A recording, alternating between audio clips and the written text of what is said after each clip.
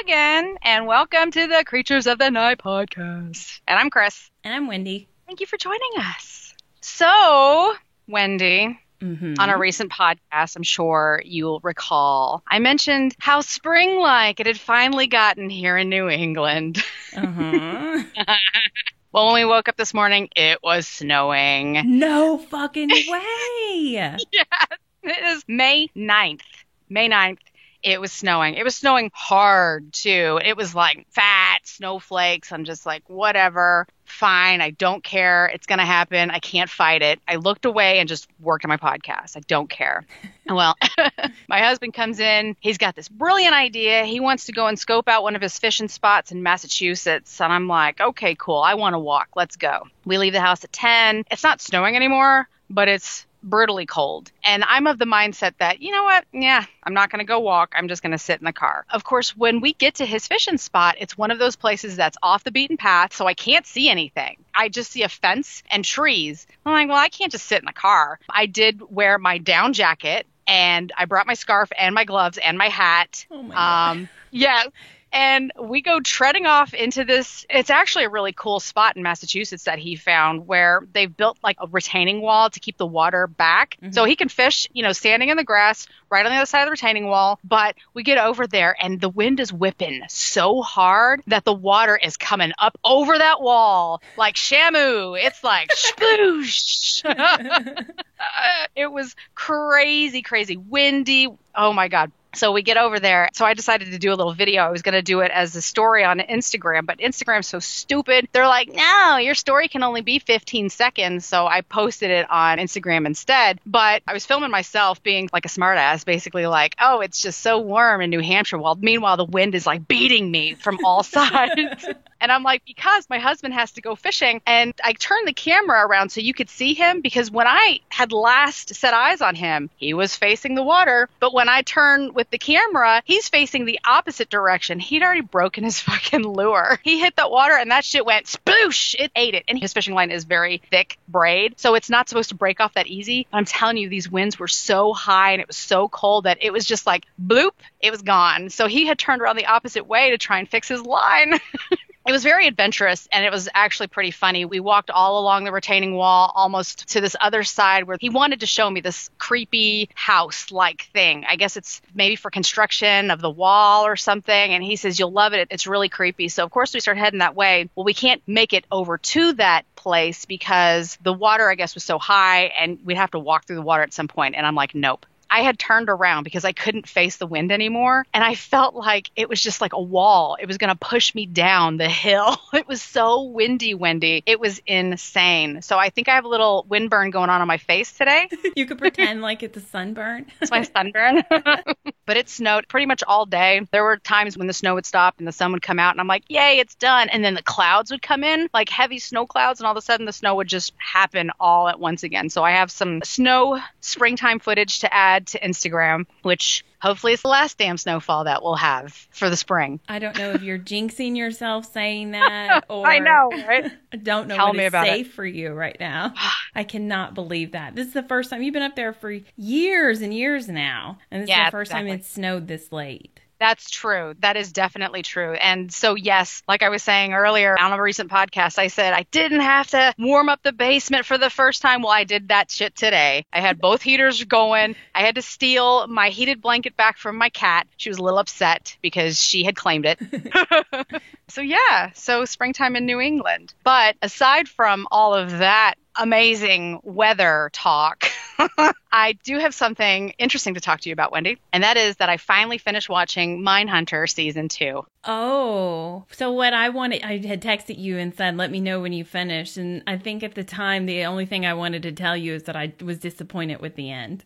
Oh. It wasn't like some great revelation or anything. I was just really pissed off that there was no resolution with those Atlanta child murders. Oh, that was just heartbreaking to kind of hear. Well, they kind of are looking into it again now. I guess I don't think that the case has fully been reopened, Right. but they're putting some effort into trying to figure that out now, which is kind of bullshit, man, because this happened so long ago. Like, why didn't you guys put the effort in to finish it up then? I don't know. Maybe I missed that point that might have been driven by Mindhunter season 2. I don't know. I get that they got this one guy, and it seems like he did end those 2 people, but what happened to the kids, man? It's just, it's very heartbreaking. There seemed like there was a bigger thing going on, or just multiple murderers on the loose, taking advantage of them, kind of blaming this on one person or something, or them just not making the effort to look into it. I mean, the whole thing was just upsetting, and I was just like, that's it? That's all we got? Yeah. Well, I did like it. I liked the series. Thought it was pretty good. I actually wanted more with BTK just because it's a very disturbing case, and I was hoping they would have gotten deeper into that. I didn't know that it was going to go so deep into the Atlanta monster child murder that's where they took it with, you know? I thought they would have gotten to the end of like BTK or something too, and they didn't. So they're going to drag it out for another season, I guess. And it's like, we all know who he is now. I mean, like, right. Get to it already. Yeah, that's so funny. That's true. And maybe that's why they're dragging it out, because everyone is already familiar with this guy. So they've got to kind of pull in some suspense with some other cases. I thought that Manson was going to have a bigger part in the series because it seemed like that had been leaked, like at the end of last season, coming into this season. Like maybe it was on an ad or something, or I don't know. Maybe it's just because it took me so long to get around to it that my husband had mentioned it or somebody had mentioned it offhand. I don't know. But it seemed like to me that it was going to be a bigger part of this season. And it really wasn't. I mean, it gave him something to talk about, but that was pretty much it. You know, I seem to recall people saying that they see him as like some great big character. And then when you meet him, it like really falls flat. He's just fucking annoying. So fucking annoying. He is. The fact that they downplayed it and that he wasn't that big, I don't know. Maybe that was a representation of like, yeah, he's just a douche, basically. He's just a douche. Yeah, I do like how Edmund Kemper, the guy that plays Edmund Kemper, and I don't know if any of this actually took place, but he's just kind of like, he's a little guy. No, like, he's real little. I'm not just saying that because, like, I'm a giant. He's a little guy, you know? And they get him in there, and he is a little guy, and he acts more like Wile E. Coyote, you know, very sporadic and squirrely. Yeah, very squirrely. And that's not what I expected. So, yeah, that was a surprise to me, too. Thought that they were going to have a little bit more of Manson, and they didn't. But overall, I did like it. You know, my husband liked it. You liked it. Just wasn't happy with the ending. When I finally went to go and watch it again, because, like, I think I've been watching 2 episodes at once. 2 episodes at once, 2 episodes at once. So when I had one more episode to watch, I'm like, this is going to be it. This is the last episode. I sat down with my husband. I'm like, you know, I've got to watch the last episode. You want to watch it with me? He's like, yeah, okay. So we're halfway through it. And he's like, Chris, I don't know. There's still a lot left. I don't really think you're on the last episode. I wasn't. I had to watch 2 more episodes because I've been watching. So, yeah, I don't know where I got it in my mind. I'm done. This is it. But no, I had to watch 2 more episodes. But all in all, I liked it. Wish that I'd seen it a little earlier on. But, you know, I didn't have the time before. I was always too busy. Here we are with the virus. So it keeps me inside a little bit more often than usual. So catching up on my shows. And that was one of them that I finally made it around to. Yay, it's done. I got it out of the way. I'm happy now. It is a really good show, though. It is well done. And I like the actors in it. And, you know, the creepiest thing is the one agent's son in that whole scenario. That's pretty terrifying. As a mother, I'm no horrifying, joke. Anytime right? your kids behave a little odd when you're into true crime, you're like, I better watch you.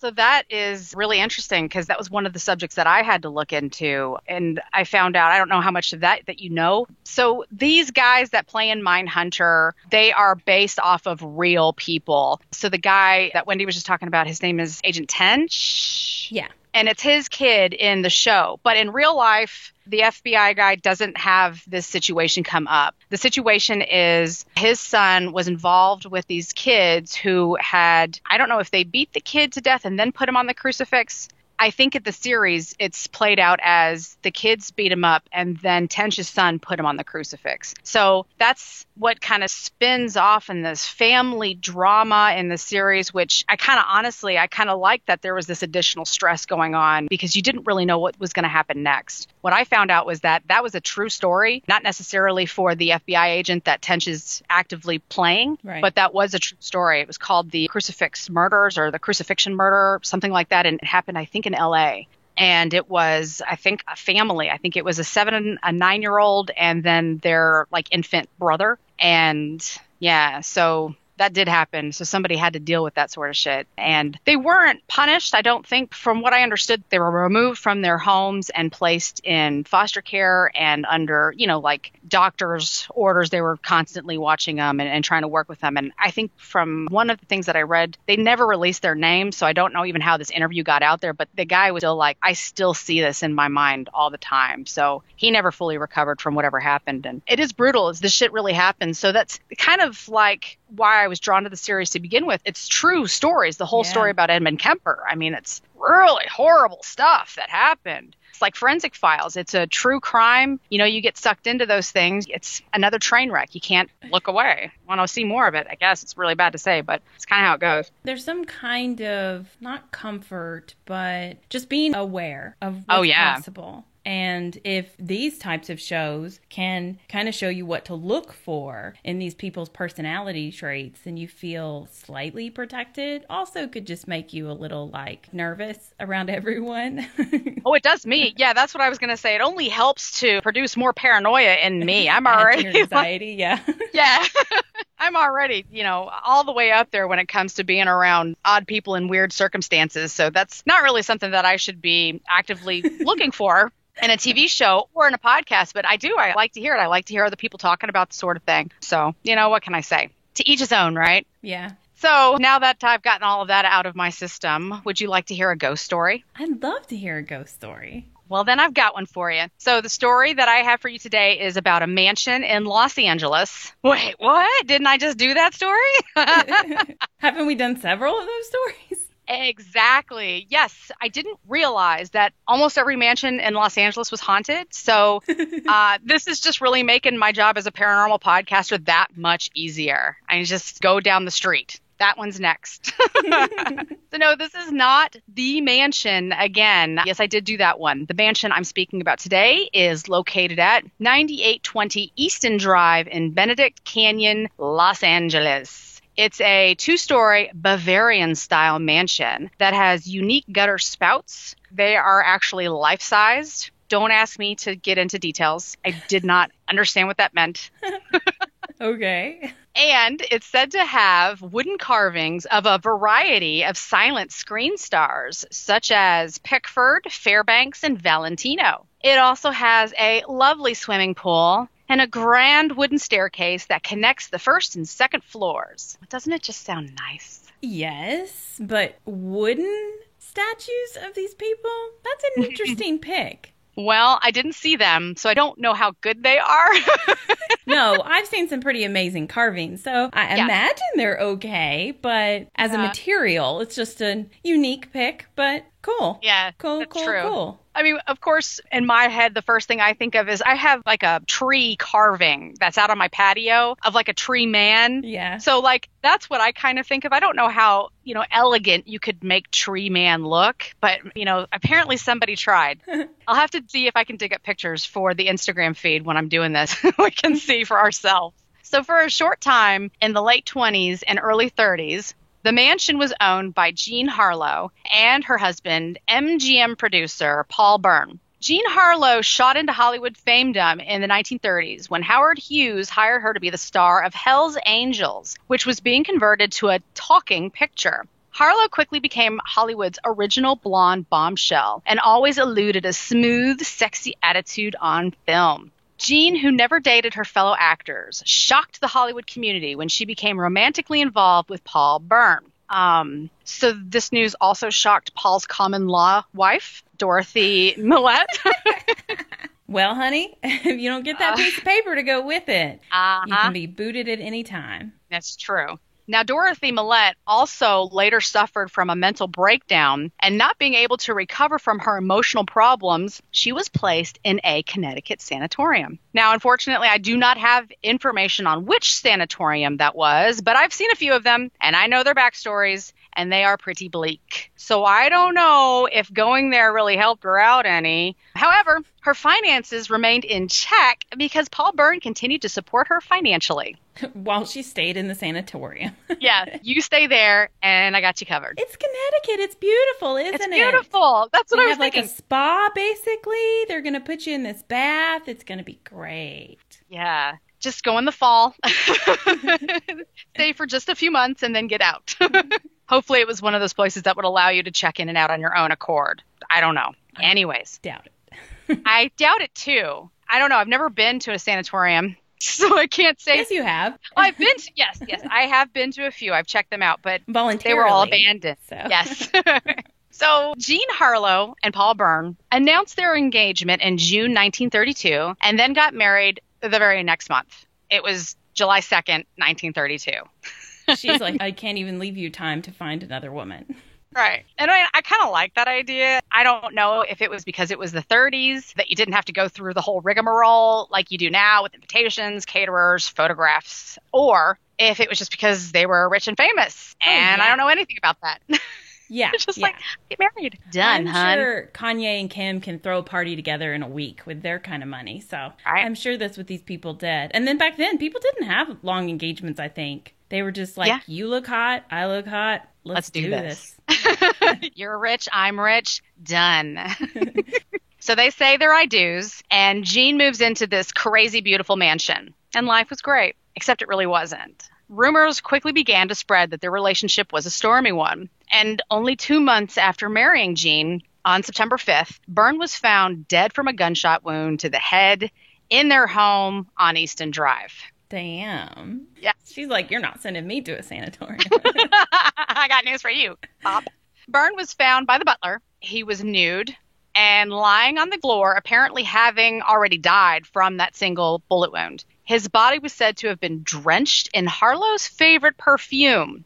Now, that detail, like after he was found, someone just walked over to him lying there on the floor and thought, ew, that's grody. And they just get that bottle of perfume and they're like, just spraying him down like he's a stinky cat litter box or something, you know? It's just an odd detail. And I get hung up on things like that, but why? Okay. I got 2 theories. Okay. Let me have them. Is perfume flammable? Probably in the 30s. Sure. Yeah, there's probably all kinds of poisons in there. Yeah. So possibly someone's trying to burn the body? Okay. Another idea is somebody just added that detail to pin it on her. That, you know, he's nude and drenched in her perfume. Yeah. Does that necessarily mean it's poured all over him? Or that her body's been all over his body and he smells like her? That's a very insightful point of view. And I think that will be very beneficial to you in the future. However, as we solve this mystery. Yeah, exactly. I guess let me give you some more information so that you can lean one way over the other. Got it. Okay. So another odd detail is that when the butler discovered Byrne's body, he picks up the phone and immediately calls MGM Studio, not the police. It's just like that other murder that I can't remember the name of because I have the worst memory. The Greystone Manor, right? Yeah. Yes. I just forget their names. But rich people don't call the police first. Right. They're like, let me call the doctor. Let me call the best friend or something like that. Let me call the studio. He won't be in today. Sorry. So the studio execs, Louis B. Mayer and Irving Thalberg, actually arrive on the scene first, which was, I don't know, not really a good idea if these two were just regular old good guys. I mean, let's just play this whole thing out. You're on the receiving end of that call, okay? Ring, ring. Mm-hmm. You answer. Hello? Hi there. This is Gerald. You know, Burns' butler. Who? Burns. Paul Burns. Oh. Come on. Okay. You know what I'm talking about? Okay, good. Yeah, what do you want? I found him dead and naked. What? You need to come over and see this right away. Get in my camera. So you responded kind of in the opposite way I thought that you would. Oh, sorry. Also grabbing my suitcase to collect anything on the way out the door. Right. Just like zoop. Grab it while I can. He was rich, right? I'm taking that. That's where all of the wooden statues went. I just thought it was odd. If you're getting a call from the butler saying, the guy that you work with is dead, why wouldn't they have immediately hung up and called the cops instead of picking up their buddy and running right over to the scene? It's like, hey, no, he said we got to see this, so let's go. Hop in the car. Well, you think about it. You call the cops. They're not going to let you in to see the body, and then you missed out on all of that. You're not going to have all the juicy details. It'll be just whatever they spin. Like later on, you'll have to wait for the news. Right. So, well, then there you go. Or you have to wait for Mindhunter season 2. Right. And then 3 and 4. Get to it already. Right. So the coroner rules his death a suicide as the police discovered a note that read as follows. Dearest dear, unfortunately, this is the only way to make good the frightful wrong I have done you and to wipe out my abject humiliation. I love you, Paul. You understand that last night was only comedy. What? Right. Wait, that's actually on the letter? Oh, yeah. That was actually, that was the whole thing. Was this all written in like bubble letters and stuff? And there's a heart over some of the eyes? Yeah. And the police are like, this is astonishing. I can't believe he would do this to himself. It really stinks. Not just a perfume. It stinks. Authorities did, however, take the suicide note signed by Byrne as the legit thing. However, Davis, who was the gardener, stated that it wasn't Byrne's handwriting. And also Byrne's secretary, Mrs. Harrison, implied that she felt it was actually a murder. So Louis B. Mayer took the suicide note. This was done in an attempt to protect Harlow. But the man in charge of the studio's public relations, who was Howard Strickling, convinced Mayer to turn the letter over to the police.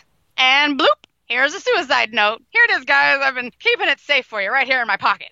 Before he goes to hand it over, he's like, he rips off the portion of the letter that says from the desk of Louis B. Mayer. I mean, it's just so fucking phony. But they took it. They're like, a note. Good. It was a suicide. However, the authorities, while they were actually there investigating the scene, they found a few things that apparently Mayer didn't collect while he was there. They found a wet female bathing suit and 2 wine glasses left near a blood spot on the edge of the swimming pool, which did indicate that Byrne had entertained somebody at the home after he had sent Jean to stay with her mother. So Jean wasn't even there at the house at the time, according to her airtight alibi. Thanks, Mom. Yeah, I was like, her mother. And Harlow was never called in for questioning. Right after the murder, the police were told that she was too hysterical to undergo any questioning, and several accounts stated that Harlow supposedly attempted suicide after the news of her husband's death. To the police and before a grand jury, Harlow's only statement was that she knew nothing.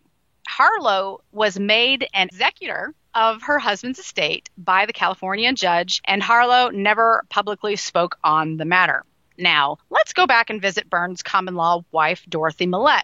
So coincidentally, she had traveled back to Los Angeles in September of 1932, where she had reportedly visited Byrne on the night of his death.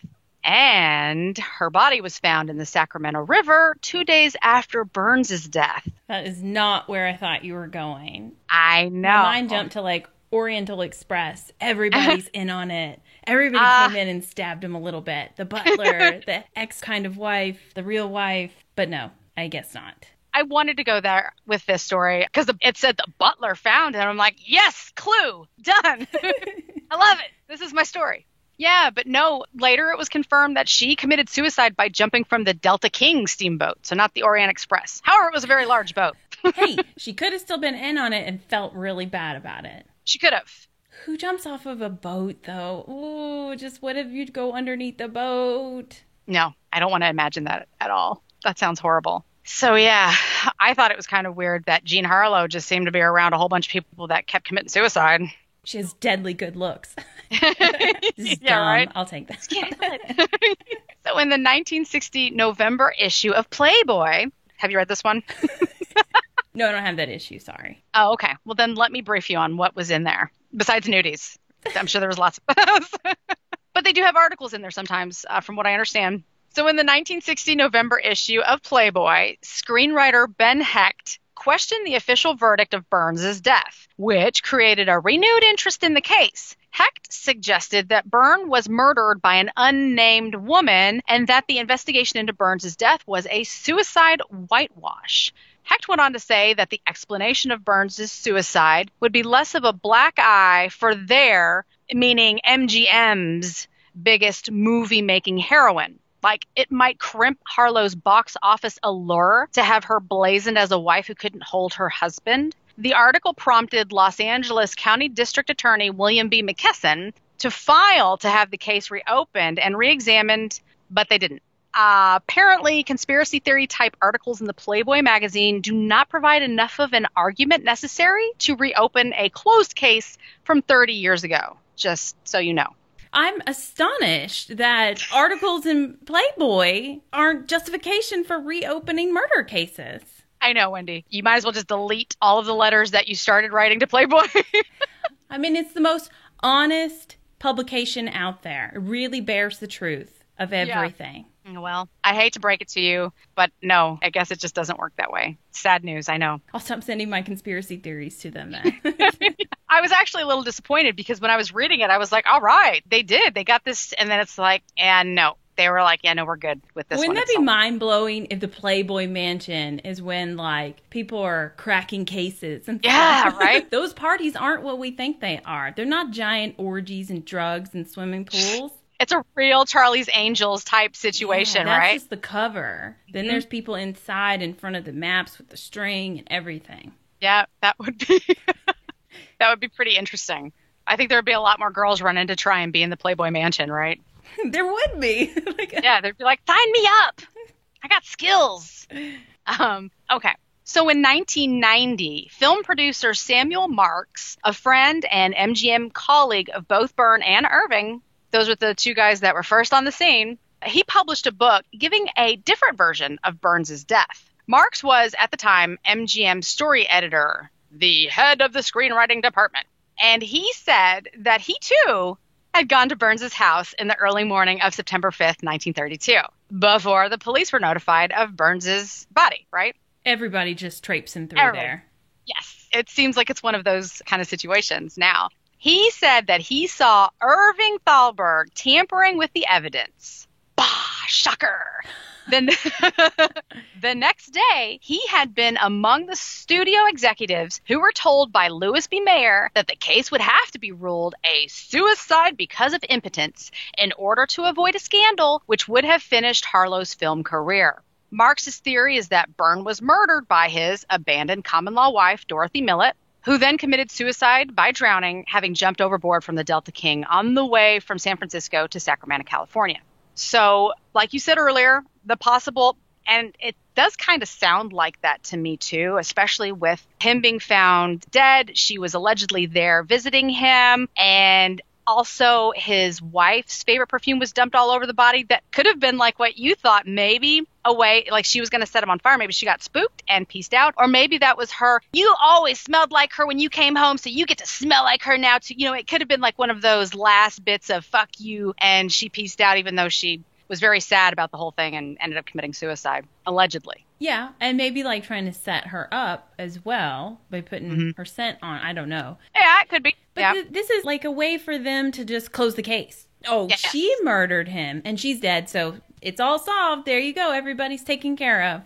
Well, they didn't even pursue it. She did kill herself, and they had a suicide note. And the suicide note was really, like, if you go back and reread it now that all of this is kind of out in the air, it does kind of sound like he was writing a letter to his common-law wife. You know, dearest dear, unfortunately, this is the only way to make good the frightful wrong I have done you and to wipe out my abject humiliation. I love you, Paul. You understand that last night was only comedy, right? Like, you know, maybe he was actually writing her a letter. She found it. You know, maybe they got together that night and he was just like, P.S., you know, that was just a booty call. You know, girlfriend, sit your ass down. Everything's cool. Or maybe he made, well, I guess that would have been publicly known. I was going to say he could have made some kind of comment that was, you know, more in support of Jean Harlow and then like, not of the common law wife, like, you're nobody to me type thing. And then he's like, yeah, you know, I was just joking around. Yeah, like, you're my favorite. Yeah. Right. You're my number one boo. You're my number one boo. Right. I mean, he apparently, I would think that the man still had some feelings for her because he was still, financially supporting her. Either that or he was in fear of her. Yes. No. Because I don't even think she would have some legal recourse back then. Would she? I mean, I don't even know if they recognized common law truly at that time. Right. And so I don't know what kind of finances she could have got from him. He had to have been doing it somewhat voluntarily. Yeah, I think so. So 2,000 people showed up to attend Burns' funeral, which was held on September 9th, 1932 at the Grace Chapel at Inglewood Park Cemetery. Burns was cremated, and his ashes were interred in the Golden West Mausoleum at Inglewood Park Cemetery. Tragically, Harlow died just 5 years after Burns' death in 1937, and she was only 26 years old. She dies from what's called uremic poisoning. Rumors afterwards started up that Byrne had beaten her and injured her kidney, causing it to fail 5 years later. And though she did die somewhat of a slow and painful death, it appears that her kidney failure may have developed over time due to her suffering from scarlet fever at age 15. So Jean was interred at the Great Mausoleum at Forest Lawn Memorial Park in Glendale, California. I'm getting so used to saying the name of that place that it's just rolling off the tongue now. So that poisoning, is that like medication she was taking, or it was something internally that her body did? Yeah, it's actually, from what I understand, it's urine getting into the blood. Okay, yeah. From the kidney failure. And I'd never heard that term before, but apparently that's what it is. So now the house in Benedict Canyon goes on the market, and in the 60s, it eventually finds itself in the ownership of Jay Sebring. And if that name rings any bells, well, that's because Sebring is most commonly remembered as one of the murder victims of the Manson family, along with his ex-girlfriend, Sharon Tate. So just briefly, for anyone not familiar with these names, Sharon Tate was a young actress and Jay was a hairstylist to the celebrities. Oh, okay. Yeah. I didn't know they did date. Yeah. That's what I was hung up on. Yeah.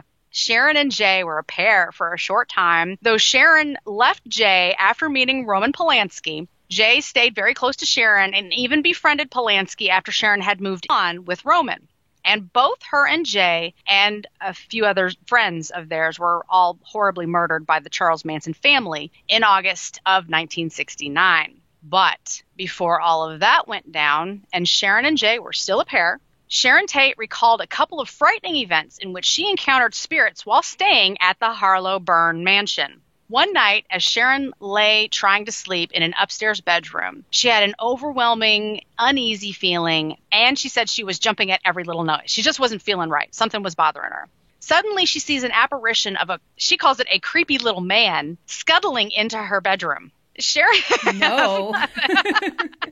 We just talked about all those like real things that happen, and you've seen those videos of people that like creep into people's bedrooms, like sliding on the floor and shit. So, I mean, this is an apparition to her or whatever, but it is. That's never the first thought, I think. No, it's not ever the first thought. So, yes, very creepy to see something like that coming into your room. She recognizes the creepy little man as the ghost of Paul Byrne, though he is totally ignoring her, not having anything to do with her. And he's like very intent on, he looks like he's searching the room for something unknown to her.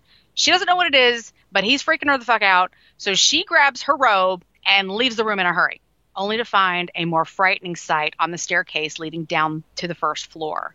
About halfway down the staircase, she saw a ghostly form that appeared to be an apparition of Sebring. He had been tied to the stair rail and was bleeding from several slashes to his throat and appeared to be struggling for his life. Racing past this horrible scene, she hurried into the living room, trying to find where Jay kept his liquor, as she was very desperate for a drink. I can imagine so. When she couldn't find anything, she suddenly got a strong urge to push on one of the bookcases, which revealed the sought-after bar. Yes, this really was one of those amazing super spy-like bookshelves that would swing out when you touched the hidden lever.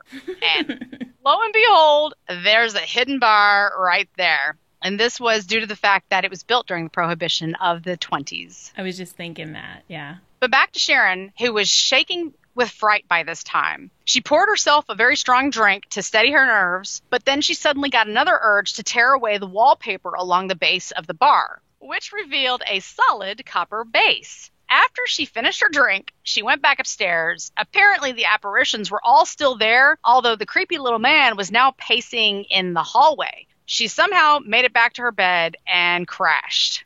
The next morning... That was a good drink. That was a good, strong drink. I know, that's what I said. Not this fucking truly 5% alcohol. That's not what she was drinking. That would not make you be okay with the ghosts all around your bedroom. No, that was like a hard whiskey or something that she found a tall glass of. Glug, glug. She chugged it. The next morning, she thought that it had all just been a terrible dream, but realized that it all had actually happened when she saw the copper-based bar and the wallpaper that she tore away. Also, why is she doing that? I don't know. You know it was a good drink if she's sitting there starting to just peel on Tear people's up the wall? fucking walls, you know?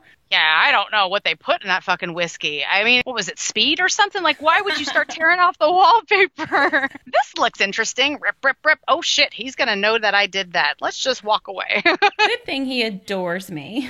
I know, right? That's true.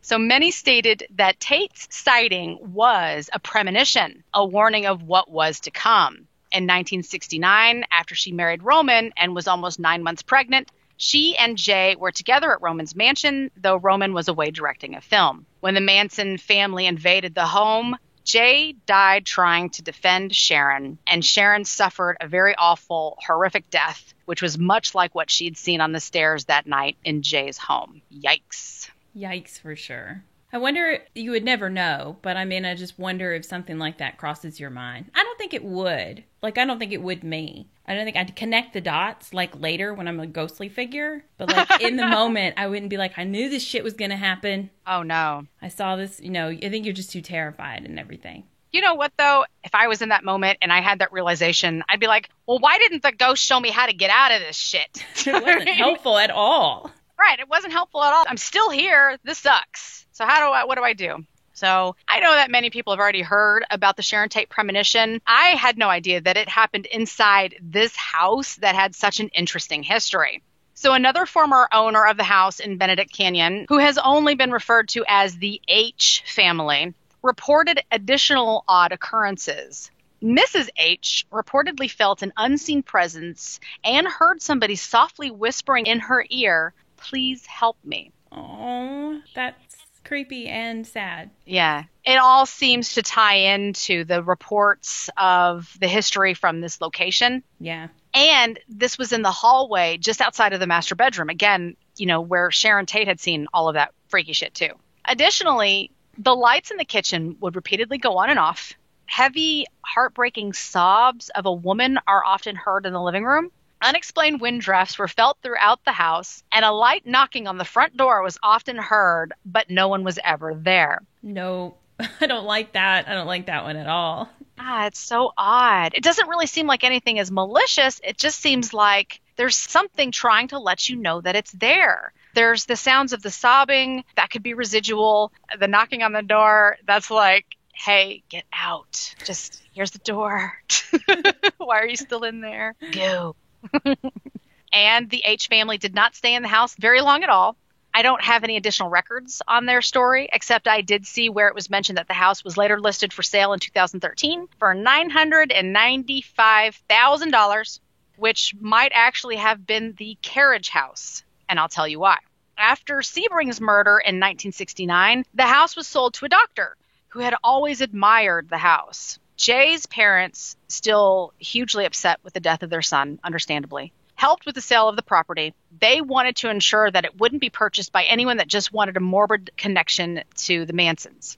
The house today has now been split into two properties, the main house and the carriage house. The main house now has the address 9810 Easton Drive, Beverly Hills, and despite this, the house is actually accessible off of a gated Rimmel Drive. The carriage house remains located at 9820 Easton Drive, Beverly Hills. So one massive house that has over time become two houses. But that doesn't mean that the spirits know any difference. And it doesn't matter in the end because $995,000 for a carriage house means that I can't afford it anyways. But I was sitting there thinking, that's a steal from California. California? Yeah, exactly. It's a small house. So it's like a 2-bedroom, 1-bath. Yeah, it makes sense that it is the smaller carriage house. Yeah. But the H family lived in the actual mansion, though, right? I think the H family lived in the carriage house. Oh. Yeah. That's why I'm saying I don't think the spirits know the difference. It was one big place all at once. So why wouldn't they just interchangeably go from house to house? They don't know any difference. Well, and I would assume the idea that spirits are drawn to energies, that they're going to be drawn to the family, the humans living there for attention and to be, somewhat off of their energy, I guess. Yes. Especially if it's like an intelligent haunting and they want to communicate with you. Yeah, they're like in the mansion watching from the window and I think there's somebody over there. Yeah, right? I'm going to go check that out. There's nobody in this big old fucking house. Over here. Hey, they got a pool over there too? Hell yeah, I'm going over there. Let's go. They got things I can touch and move and make noise. And move around? Yeah. Light switches, cool. Off, on, all day. So subsequent owners of the mansion have felt a ghostly presence and attribute it to either being Paul Byrne or Jean Harlow, though many stick by their claim that the mansion is just jinxed. 2 additional deaths have occurred on the property, both due to drowning in the pool, and have only further pushed people into concluding the place is fucking cursed. So where do you stand? What do you think? I am starting to suspect that all of LA is cursed. Oh, yeah. I am also in agreement with you. Yes. That's why I said in the beginning of the story, I'm like, another place in Los Angeles? Are you kidding? And it's a beautiful place, too. It's not just like, my favorite little abandoned house down the road or a dark medieval castle. No, it's a palatial mansion that's, I'm sure, beautiful and shiny and all that stuff. And expensive.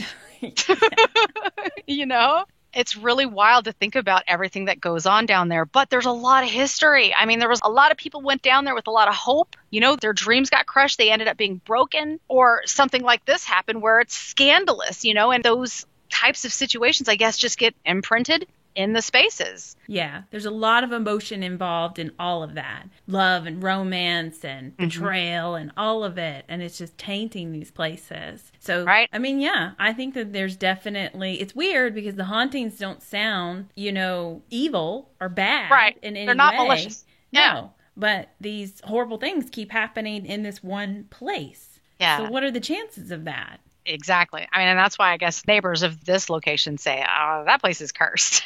I mean, I wouldn't live there with my family. Right. Like you and I could go, we were mega rich. We go hang out there on the weekend and whatnot. Never get in the pool. No. Maybe never go on the second floor. I'm just thinking you could fall down the stairs or something like that. No, that's never happened to anybody though. Maybe we'll be safe. But I wouldn't live there with my family basically. See, I missed that detail. You're right. I bet they were in the main house because they were on the second floor by the master bedroom when they got that voice saying, please, whatever. She got that whisper in her ear. Please help. Oh, yeah. You said the master bedroom. Yeah. So I bet that actually was in the main house, not the carriage house. So I don't know. Well, who knows? What if they lived in the carriage house, but they broke into the mansion all the time just to cruise around? Well, that sounds fun. Just to visit it. They're just going to squat in the main house. That makes sense. It's abandoned anyways. Let's pay, not the premium price, the miniature price for living in the miniature home. But, whatever. That's just on paper. We'll actually live in the sweet house over there. Living it up. Well, and to all of our listeners who want to chime in on that, please write to us at creaturesofthenightparanormal@gmail.com and let us know your thoughts. And by the way, since I'm on that subject, we did get an email from a listener. His name is Paul.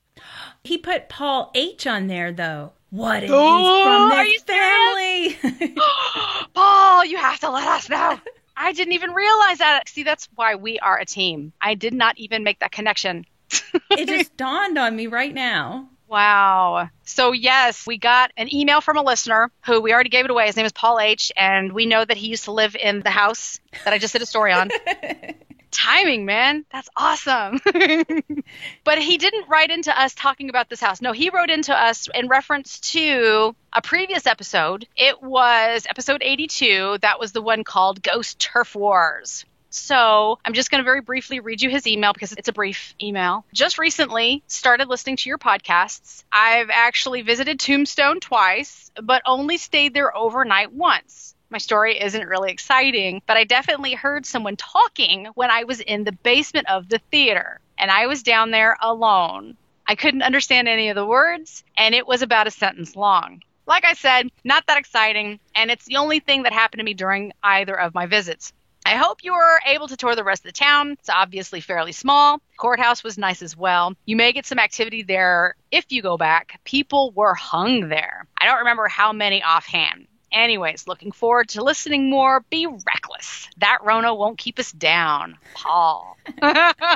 Oh, Paul, thank you. Wasn't that awesome? That was awesome. And Paul, that is exciting. When you hear voices, especially with your own ears, like I know you can't make out what they're saying, but I mean, we have to use headphones and recorders and parabolic dish and stuff like that to hear this shit. So you hear some talking going on, you know you're the only person there. That's pretty fucking badass. And then I assume he did this just while he was there, like taking the regular tour, not necessarily investigating it. So that's just like the first time I ever went to the Birdcage Theater. That's what Paul's talking about is when he says the theater. The Birdcage Theater. The first time I ever got to take the tour down in the basement area, I was just panning with my phone and taking a video just so I can like share with you and stuff what it looks like down there. And I got that voice on the recording. So it is badass. Anytime you catch evidence and you're not trying like super hard, you know you're trying. As a paranormal investigator, you're always trying. But you want it, but like for it to just happen to you like that, you're like, well, thank you, spirits. That'll work.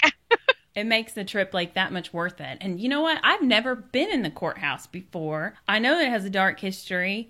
It's a state park. Might even be still open right now during the corona, or Rona, as he says. As he said. Yeah, well, I like how he says he loves being reckless. So Wendy, take that advice. Go be reckless and see if that place is open. Take your recorder. Paul, thank you again. We really appreciate you writing into us, and I'll write you back as well. And thank you so much for sharing. We appreciate that. Yeah, and we want to get into your mansion in LA too, so.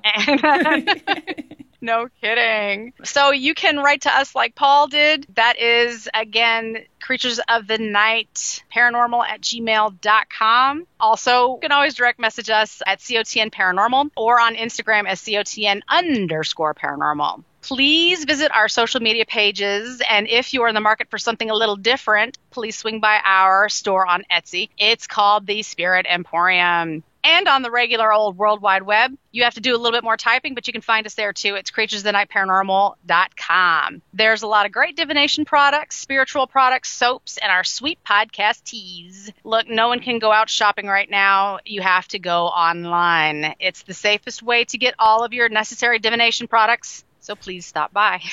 They're pretty unique to what you would find in a store, too. Like, we saw divination boards in some witch shop in Salem, but it was legit just like a photo on a board, wasn't it? We were like, we can fucking glue a photo to a board, which that's not how ours are made. It's a little more detailed than that. In my opinion, more permanent because the photo won't peel off. But wasn't that just a photo on a board? I mean, I'm a regular down in Salem. It's not like I know anybody on a first name basis or anything like that, but I just love Salem so much that I go there as often as I can. And there's several witch shops down there, as you could imagine, but they do have their own spirit boards. And this is where Wendy and I had first seen that they could make these by hand. And we thought, wow, we could do this, but we could also improve the design a little bit because the ones that we saw kind of looked like they were using sparkle puff paint and they were like outlining, I mean, hey, that's their own creation. That's their style. It's not our style. If you go visit our store, you'll see that what we've got is like a haunted doll on a pendulum board or these, beautiful graves that are at a haunted graveyard here in Massachusetts. So it's like ours are themed. We're gearing them towards your communication, but we're also putting a little, spook into it too. Yeah. They're all locations that we've been to because there are photos and things that we've seen. They're all paranormal related, haunted, and I think we have a more rustic looking vibe to our products, and I mean that in a good way, not like you call it rustic when it's a little busted up, but like chic rustic. Yeah, chic. Then that like kind of real flashy type witchy style, I guess, which is, to each its own for sure. Right. So yeah, I feel like they're very personal. I mean, to us, but we're sharing it with you because we're a group here. We're all creatures of the night if we're into these paranormal things. Yeah. So yeah, there's just a little something special that you can't just find everywhere else. That's what makes them so unique. They're definitely special items. You can't find them anywhere else other than our shop because we're making them. There are pictures, like Wendy said, and they're fun. They're great communication devices. And one of the things that I say often, I don't know why, but it is so true, is that they're so portable. I mean, you can take these bad boys anywhere. I mean, if you were to look at my purse, all the things you would find in there. I do carry like a whole artillery of things. And a spirit board is one of those things because it is small and portable. Look, before we had these spirit boards, we had pieces of paper that had yes, yes, no, no. Which still work, but these are more sturdy. They're sturdy. That's right. So the paper folds up. If you're in a cemetery and you lay it down on the grass, it might blow away. I mean, come on. You need something a little bit more sturdy. This would help. It's cool. And it's fun when TSA like looks through your bag and you're like, oh, yep. God. We have no idea what TSA has on us. I wonder if like an alert comes up right away and it's like, these girls are dumb, just let them go. They're not terrorists. They just have a lot of dumb witch shit. Just let them go. Ghost hunting stuff. I would be interested to see it. But as always, please help support us by leaving us a review. You can find us on every media podcast player that's out there now except, what was the Pandora, right? You can't find us on Pandora. But everyone else, I think, is out there. Yeah, I still haven't looked on how to put that on there. So if somebody wants to write to us and help me with that. How do we figure that out? So if you like what you heard, we'd appreciate it if you let us know. And as always, thank you for listening. Yeah, and thank you for doing that story. I adore everything from LA, basically. It is, like you said, there's just a lot of emotion, and it's got this dark history, a modern dark history. It's not like old castles and forts and whatnot. It's these 1920s glamorous stars that you think their lives were so perfect, and it was so far from that. Right. And then even going into 60s and 70s and stuff. So it was a fun story. Yeah. It was super cool. And I just watched, well, I didn't just watch, but like a month ago, I finally got to see the Quentin Tarantino film, Once Upon a Time in Hollywood. So all the like Sharon Tate stuff was in my mind. But of course, you know, that is fictional and doesn't end the same way. No, actually, I have the movie. I got it for Christmas because I really wanted to see it. Tomorrow's Mother's Day, and that's what I plan on doing. I'm going to watch my movie finally.